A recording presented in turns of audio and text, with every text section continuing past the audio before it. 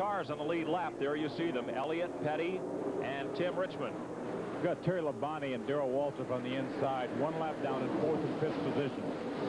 Those two drivers, along with Dale Earnhardt, will try to climb back up on the lead lap as they drop the green flag for the restart. And Elliott scampers away from the field with Richard Petty. Tim Richmond up on the high side in the pack of cars right behind these two leaders. This should be a pretty good race between Elliott and Richard Petty. They both have been very, very strong all day long. Richard Petty on the inside goes for the lead and puts the STP Pontiac in front. Elliott slides way up high, losing the front spot. There is Richmond on the left side of your screen, trying to hold off Waltrip, Labonte, and Earnhardt. You know, Richard Petty may be 46 years old, but his enthusiasm hasn't died down one bit. Petty in a new deal this year. He's no longer running his own racing operation. Former California Lieutenant Governor Mike Curb owns that race car. STP still his sponsor. And Petty is looking for win number 199. In a career that spans over 20 years and over 900 Winston Cup starts. Only one other driver in the history of this sport has won as many as 100 races. That's David Pearson. Like Richard Petty started racing Grand National 1 year after I was born. There is Elliott way up high on the racetrack, and Tim Richmond is able to close right up on the second place car. And Richmond wants to be the second place car. Richmond has got back in the same lap, and now he's wanting to flex his muscles. Right behind Richmond comes Darrell Waltrip. Waltrip is a lap down. So is Dale Earnhardt. Second place, battle of the Beers.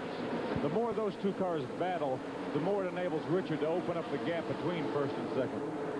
Tim Richmond trying to move into the second spot on Bill Elliott's Ford. Richard Petty out in front of that pack. Right behind them comes 4th place Waltrip, though remember, he is 1 lap down to the leaders. Let's go down to pit road. Any day now? His pit was crew chief Buddy Parrott. Buddy, are you equipped to go the distance now? Yes, we are. Early we stopped and got 4 tires, and it looked like that was going to be our Waterloo. I'm just real proud of this Mike Curb STP team, and I tell you what, Richard's driving a super race, and this whole team, this Curb racing team, is really doing a super job. All right, that's Buddy Parrott in the Richard Petty pits. Back to you, Mike. At one point in this race, Petty was a full lap behind the leaders. He made it up and came back to take the lead. As we mentioned earlier, Mike, you've got to race every lap here at Dover. You can get 5 or 6 laps down, still win the race.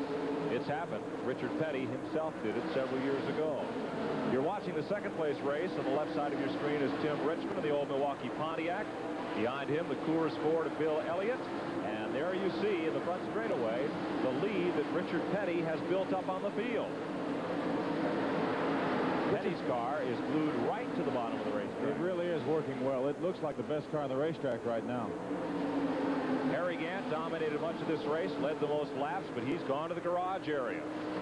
Harry Gant would be my choice for the Goodies Headache Award, Mike. Here's leader Richard Petty. He won 3 races last year. Coming off a dry spell, you see the interval back to the second place car, Tim Richmond, and third place Bill Elliott in car number 9. Petty's car handling superbly at the bottom of the racetrack, getting a good jump off the corner, and he is extending his margin on the second place car. Tim Richmond is doing all he can do to chase down Richard Petty. Petty, Richmond, and Bill Elliott, the only cars on the lead lap here at Dover. Harry Gant, certainly the heartbreak kid of this race. He's in the garage area with Charlie Harville. Harry, that's a tough luck after you ran so well. What happened? Well, something flew up over something on the racetrack, and it broke the header, and then it broke oil pan, knocked the whole oil pan. It started making a racket, the header, and then it started smoking. So had a whole oil pan. Something you can't fix. Tough luck for Harry Gant. Richard Petty still working flawlessly around the racetrack, and in Tim Richmond's case, the second place car, it seems the hurrieder he tries to go, the behinder he gets.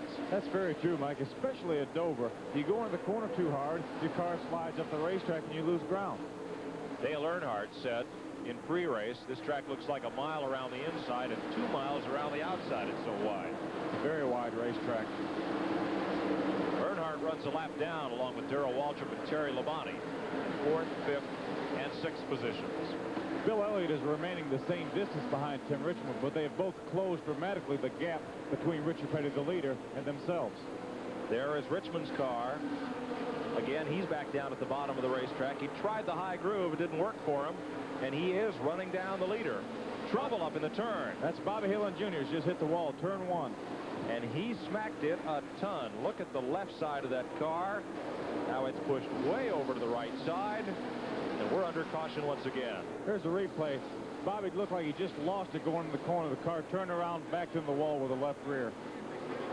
And he hit hard. Hillen's car spins around and slides down off the banking. We'll be right back to Dover Downs, Delaware.